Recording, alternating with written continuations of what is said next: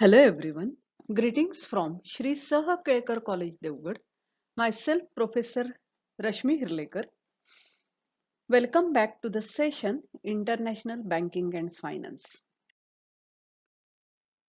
Outcome of this lecture. In today's lecture, we will discuss about European monetary system, European currency unit and European Central Bank. European monetary system EMS, European Currency Unit ECU, and European Central Bank ECB. European Monetary System. European Monetary System EMS was set up in 1979 with an aim to combine the currencies of European countries to reduce the trade barrier due to currency fluctuation and stabilize those changes and carry out efficient trade in European corridor.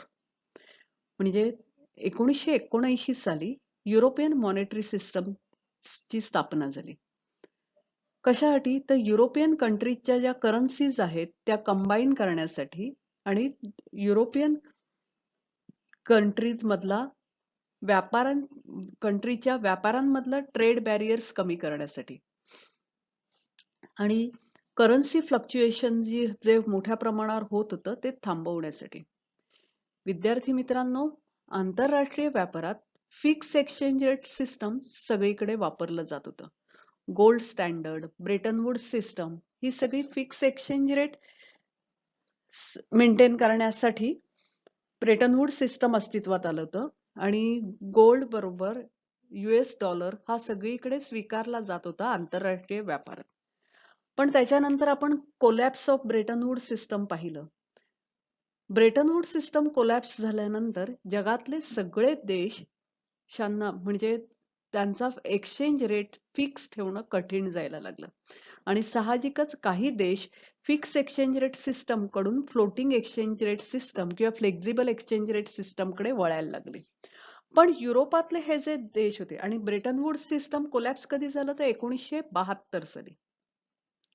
पण युरोपातले जे काही देश होते त्या देशांना floating exchange rate किंवा flexible exchange rate system स्वीकारायची तयारी नव्हती. They want to maintain their exchange rate system fixed. That's why European monetary system was set up in 1979. म्हणजे जसं जगातला fix exchange rate system maintain करण्यासाठी ब्रेटन वूड सिस्टम अस्तित्वात आली, तसंच युरोपियन कॉरिडॉर मध्ये fix exchange rate system maintain करण्यासाठी European monetary system अस्तित्वात आली. आणि नुसतं एवढंच होतं का? तर नाही. एक्सचेंज रेट सिस्टम स्टेबल ठेवणं, करन्सी फ्लक्च्युएशन जे होतंय ते थांबवणं आणि युरोपातला व्यापार वाढवणं हे त्या युरोपियन मॉनेटरी सिस्टम स्थापन करण्यामागे काही उद्देश होते. EMS meant to help foster economic and political unity in Europe. लक्षात घ्या, या EMS युरोपियन मॉनेटरी सिस्टम चे पुढचे परिणाम म्हणजे युरोपातल्या इकॉनॉमिक ज्या होत्या त्यांच्यामध्ये इकॉनॉमिक आणि पॉलिटिकल युनिटी निर्माण झाली and the pave way for future common currency the euro. आणि यातूनच पुढे भविष्यातला युरो जन्माला आला. Bretton Wood agreement form in the aftermath of World War II establish among other European unity advances an adjustable fixed foreign exchange ratio to stabilize the economies within Europe. World War II नंतर Brayton Woods system अस्तित्वात आलं आणि Brayton Woods system संपलं आणि त्याच्यानंतर युरोपातल्या European देशांमध्ये adjustable fix foreign exchange rate system stabilize करण्यासाठी युरोपियन मॉनेटरी सिस्टम अस्तित्वात आलं. Due to various economic political pressures this agreement was abandoned in 1972. This is related to Bretton Woods system. म्हणजे Bretton Wood system का collapse झालं तर त्याच्या मागचं कारण various economic and political pressure. Bretton Wood system abandoned in 1972. 72 साली Bretton Wood system संपलं. Before the European monetary system, it was difficult to carry out trade with inter-European countries as each country had their own currencies and accepted that for trade. So, because of this, the importer country had to get its currency converted to that of exporters country to clear the payment trade. म्हणजे European monetary system अस्तित्वात येण्यापूर्वी before European monetary system it was difficult to carry out trade. युरोपातल्या देशांमध्ये व्यापार करणं कठीण जात होतं. With inter European countries each country had their own currencies. प्रत्येक देशाची स्वतःची अशी एक करन्सी होती. And accepted that for trade. So because of this, importer country had to get its currencies converted to that of exporter countries to clear the payment of trade. म्हणजे import करणारा जो देश होता त्या देशाला त्याची करन्सीचं कन्व्हर्जन करावं लागत होतं. कशासाठी? तर एक्सपोर्ट पेमेंट क्लिअर करण्यासाठी. This leads to huge friction in trade because the country used to lose the huge amount of their currencies in currency exchange due to fluctuating values along with premium to be paid to custodian bank for conversion. विद्यार्थी मित्रांनो लक्षात घ्या की European monetary system अस्तित्वात येण्या अगोदर आणि Brayton Wood system collapse झालं होतं 72 मध्ये. त्यामुळे प्रत्येक देशाची स्वतःची अशी स्वतंत्र करन्सी होती. त्या करन्सीचे रेट ठरलेले होते. समजा एका देशाला दुसऱ्या देशाकडनं माल इम्पोर्ट करायचा असेल तर त्या दुसऱ्या देशाला पेमेंट करायचं जे करावं लागायचं इम्पोर्टसाठी ते त्या देशाच्या करन्सीमध्ये करावं लागायचं. आणि मग त्या देशाच्या करन्सीमध्ये करण्यासाठी या देशाला इम्पोर्टर कंट्रीला एक्सपोर्टर कंट्रीची करन्सी विकत घ्यावी लागायची. एक्सचेंज रेट फ्लक्च्युएशन होत होतं. आणि त्याचबरोबर मोठ्या प्रमाणात कस्टोडियन बँका ज्या होत्या, ज्या बँका करन्सी एक्सचेंज करून द्यायच्या, त्यांना huge amount of premium has to be paid. मोठ्या प्रमाणावर प्रीमियम, कारण एक्सचेंज रेट फ्लक्च्युएट होत होता, त्यांना मोठ्या प्रमाणावर कमिशन द्यावं लागत होतं. The European monetary system established a new policy of linked currency between most countries in European Economic Community. EMS establish a new policy म्हणजे युरोपियन मॉनेटरी सिस्टम अस्तित्वात आल्यानंतर एक न्यू पॉलिसी त्यांनी पॉलिसी आणली. आणि ही पॉलिसी काय करत होती? Link the currencies between most countries in European economic community. European economic community मधले जे देश होते त्या देशांची करन्सी या एकमेकांशी लिंक केली गेली होती या पॉलिसीमुळे. कशासाठी हे केलं होतं? To stabilize the foreign exchange and prevent large fluctuation. म्हणजे फॉरेन एक्सचेंज रेट स्थिर ठेवण्यासाठी आणि लार्ज फ्लक्च्युएशन टाळण्यासाठी in inflation among the member countries. ह्या लार्ज फ्लक्च्युएशनमुळे इन्फ्लेशन सुद्धा मोठ्या प्रमाणावर होत होतं. हे टाळण्यासाठी युरोपियन मॉनेटरी सिस्टमने युरोपियन इकॉनॉमिक कम्युनिटी च्या माध्यमातून एक पॉलिसी आणली आणि त्या पॉलिसीने या सर्व देशांची करन्सी एकमेकांना लिंक केली गेली. European currency unit. Another important tenet of European monetary system was formation of European Currency Unit, ECU. लक्षात घ्या, युरोपियन मॉनेटरी सिस्टमचा पुढचा सिद्धांत काय होता? तर European currency unit. A prelude to euro. ही लक्षात घ्या, हे युरोपियन करन्सी युनिट ही एक प्रस्तावना होती युरोची. म्हणजे त्याच्यानंतर युरो अस्तित्वात आला. युरोच्या अगोदरची ही एक पायरी आहे. European currency unit determine the exchange rate among participating countries currencies via official sanction accounting method. European currency युनिटच्या ने काय केलं तर एक्सचेंज रेट डिटरमाइन केला वेगवेगळ्या देशांचा आणि एका ऑफिशियल सँक्शन अकाउंटिंग मेथडच्या माध्यमातून हा करन्सीचा दर ठरवला. The early years of European monetary system were marked by uneven currency values and adjustment that raised the value of stronger currencies and lower those of weaker ones. म्हणजे European currency unit अस्तित्वात येण्या अगोदर European monetary system मध्ये जे देश होते त्या देशांच्या जी करन्सीची जी व्हॅल्यू होती ती अनइव्हन म्हणजे सारखी नव्हती आणि सतत ऍडजस्टमेंट कराव्या लागत होत्या आणि या ऍडजस्टमेंटमुळे जी स्ट्रॉंगर करन्सी होती त्या करन्सीची व्हॅल्यू वाढत होती आणि जी लोअर करन्सी होती ती अधिकच वीक होत चालली होती. However, after 1986, changes in national interest rate were specifically used to keep all currencies stable. 1986 नंतर नॅशनल इंटरेस्ट रेट मध्ये बदल करण्यात आले आणि करन्सी स्टेबल ठेवण्यासाठी प्रयत्न करण्यात आले.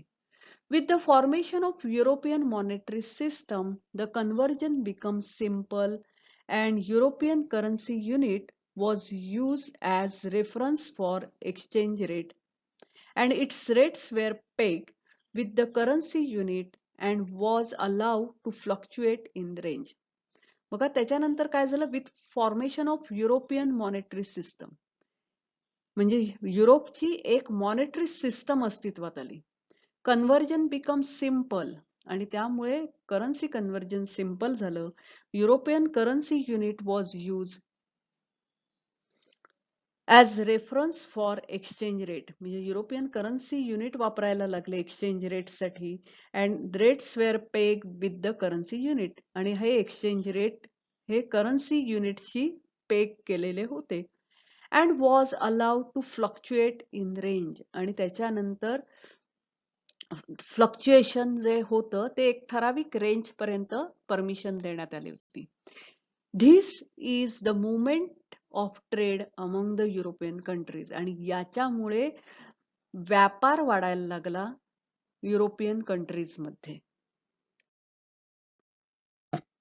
The early 90s saw new crises for European monetary system. Differing economic and political condition of member countries, notably the reunification of Germany, led to Britain permanently withdrawing from European monetary system in 1992. विद्यार्थी मित्रांनो, युरोपातले काही देश European monetary system मध्ये join झाले. पण ह्या देशांच्या जी economic आणि पॉलिटिकल कंडिशन जी होती ती प्रत्येक देशाची वेगवेगळी होती. आता इथे यांनी सांगितलंय की condition of member countries were different, notably the reunification of Germany. आता रियुनिफिकेशन म्हणजे काय तर जर्मनीचं युनिफिकेशन 1991-92 दरम्यान झालं.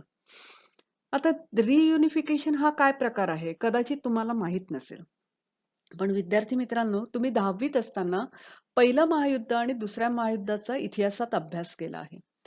पहिलं महायुद्ध झालं त्यावेळेला जर्मनीचा पराभव झाला होता आणि त्यांचा जो चान्सलर होता तो पळून गेला होता राजा. जर्मनीवर जिंकलेली जी राष्ट्र होती त्या राष्ट्रांनी अनेक अटी घातल्या होत्या की त्यांनी युद्धाची सामग्री निर्माण करू नये, दरवर्षी काही रक्कम सोनं वगैरे ह्या जे ते राष्ट्र आहेत त्यांना द्यावीत वगैरे असं.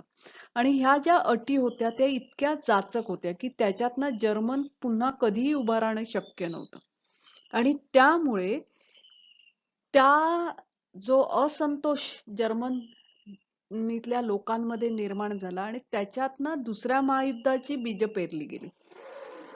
अर्थात दुसरं महायुद्धाचं मूळ कारण सुद्धा जर्मन होतं आणि दुसऱ्या महायुद्धात सुद्धा जर्मनीचा पराभव झाला.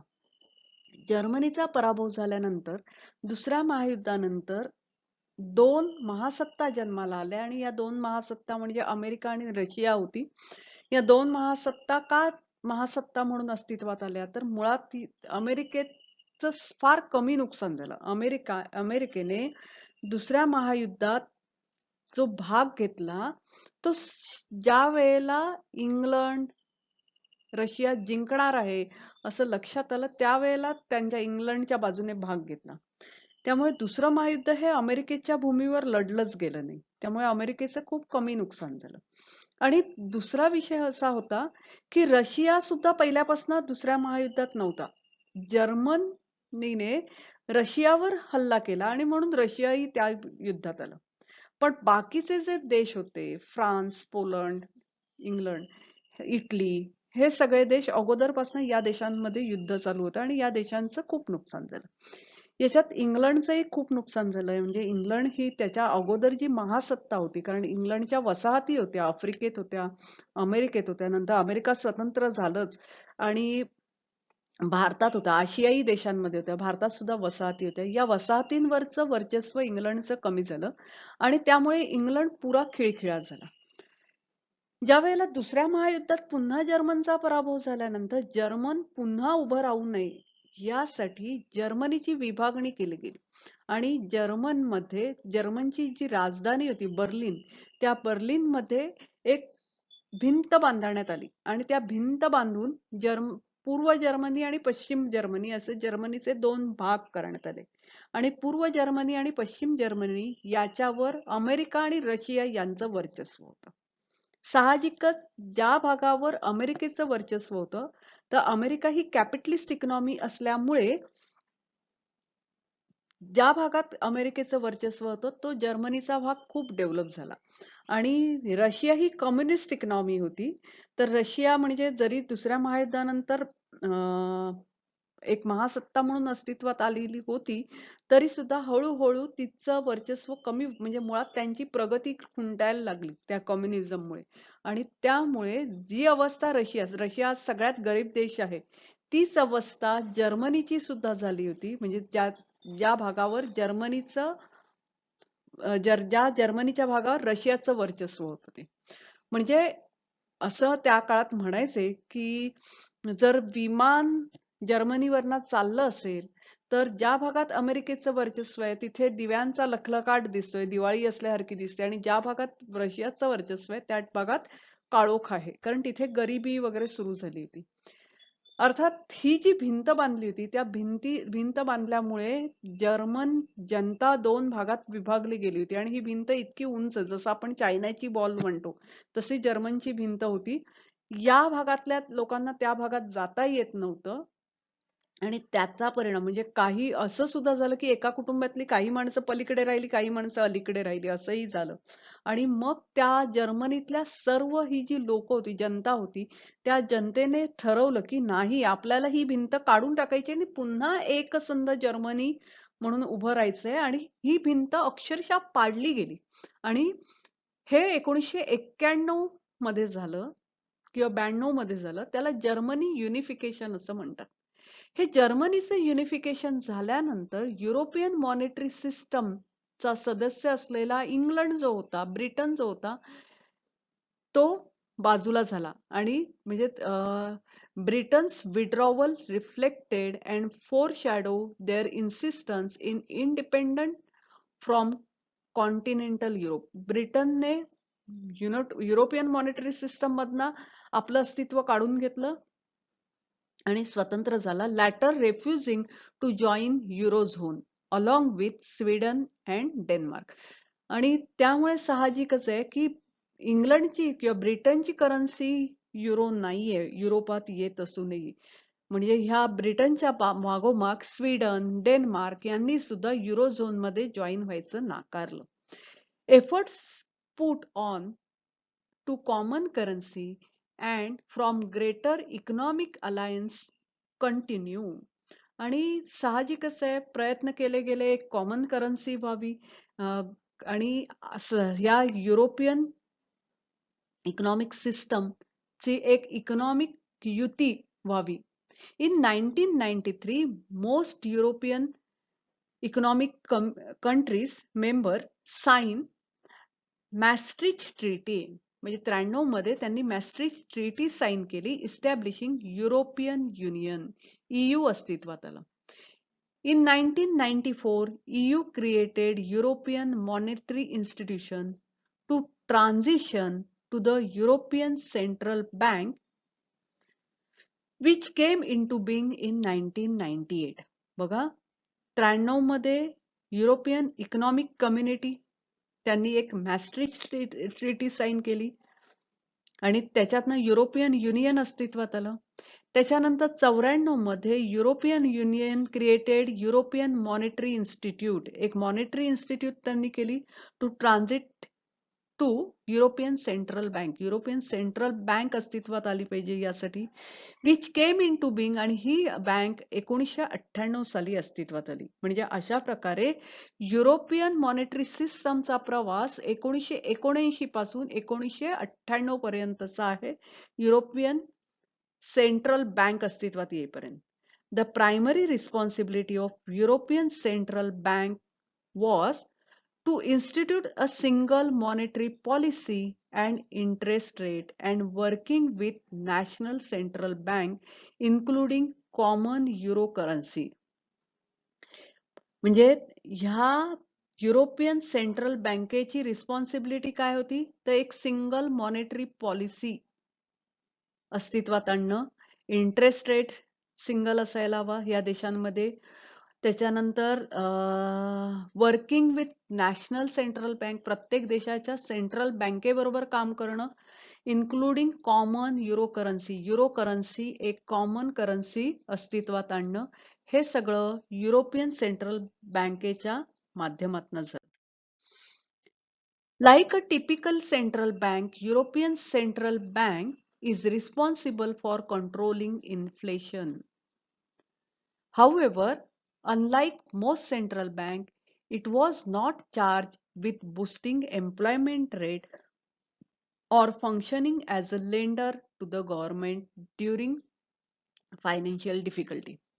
लक्षात घ्या, इतर देशांच्या सेंट्रल बँका जशा रिस्पॉन्सिबल असतात त्या देशातलं इन्फ्लेशन कंट्रोल करण्यासाठी, same way European central bank was responsible for controlling inflation. However, unlike most central bank, पण बाकीच्या इतर देशांच्या सेंट्रल बँका नुसतं एवढंच करतात का, they are responsible for controlling inflation only? Not. तर they were charge to boosting unemployment, म्हणजे देशाची employment, sorry, boosting employment, unemployment it was wrong. तर देशाची एम्प्लॉयमेंट रेट वाढला पाहिजे. तसंच ती बँक, सेंट्रल बँक जी असते ती गव्हर्नमेंटचं लेंडर म्हणून काम करत असते, गव्हर्नमेंटला कर्ज देण्याचं काम करते फायनान्शियल डिफिकल्टीमध्ये. ही जी कामं असतात ती सेंट्रल बँकेने करायची असतात, पण युरोपियन सेंट्रल बँक हे काम करत नाही. म्हणजे देशातलं एम्प्लॉयमेंट बूस्ट करण्यासाठी काही काम करणं किंवा त्या देशांच्या सरकारला कर्ज देण्याचं काम करणं, हे काम युरोपियन सेंट्रल बँक करत नाही. At the end of 1998, most European Union nations unanimously cut their interest rate and promote economic growth and prepare for implementation of euro. म्हणजे 1998 मध्ये युरोपियन युनियन मधले जे देश होते त्यांनी एकमताने व्याजदर कमी केला आणि इकॉनॉमिक ग्रोथ प्रमोट वाढण्यासाठी prepare for implementation of euro सगळ्यांनी स्वीकारायचा ठरवला. European economic and monetary union was established succeeding European monetary system as a new name for common monetary and economic policy of European Union. लक्षात घ्या, European monetary system च्या मागोमाग European economic आणि monetary union EMU अस्तित्वात आलं.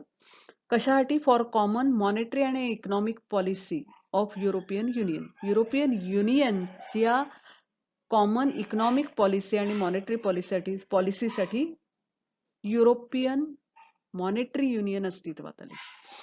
The euro was fully adopted and brought into circulation by EU member states, with Greece joining last in 2002. लक्षात घ्या, ह्या युरोपियन युनियन मधले जे देश होते त्या देशांनी युरो जो आहे तो आपली करन्सी म्हणून स्वीकारलं. सगळ्यात शेवटी ग्रीस जॉईन झाला 2002 मध्ये. The European Union was considered significant step towards European political unity. म्हणजे युरोपियन पॉलिटिकल युनिटीच्या दिशेने त्यांची वाटचाल सुरू झाली. Together the participating nations acted to reduce डेप्ट, कर्ब एक्सेसिव्ह पब्लिक स्पेंडिंग, म्हणजे कर्ज कमी करणं, एक्सेसिव्ह पब्लिक स्पेंडिंग कमी करणं, and attempt to tame inflation, inflation control करणं. As more countries subsequently join European Union, many have adopted euro. म्हणजे जेवढे मागोमाग युरोपियन युनियनला देश जॉईन व्हायला लागले, बऱ्याचशा देशांनी युरो त्यांची करन्सी म्हणून स्वीकारला. तर विद्यार्थी मित्रांनो, आज आपण इथे युरोपियन मॉनेटरी सिस्टम विषयी चर्चा केली. So, thank you for today. Happy learning to you. We will meet again. Thank you.